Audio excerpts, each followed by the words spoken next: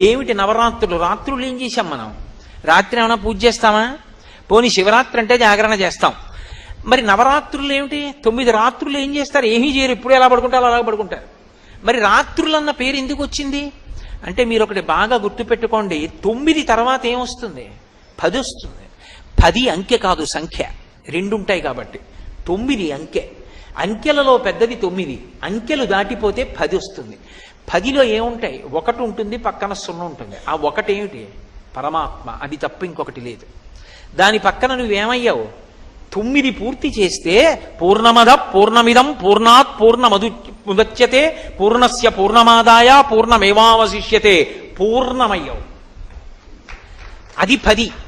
9 చేస్తే 10లోకి వెళ్ళిపోతావు. ఆ 10లోకి వెళ్ళిపోవడానికి 9 చెయ్యాలి నువ్వు. పూర్ణత్వం పొంది 1 పక్కకి వెళ్ళిపోతే 0కి పక్కన 1 లేదనుకోండి, విలువ లేదు. కానీ 0 0గా ఆధ్యాత్మతత్వంలో గొప్పది. అప్పుడు సంఖ్యలలో మొదటిదాని అయిపోతావు, 10 అయిపోతావు, 1 పక్కకి చేరిపోతావు. అలా చేరి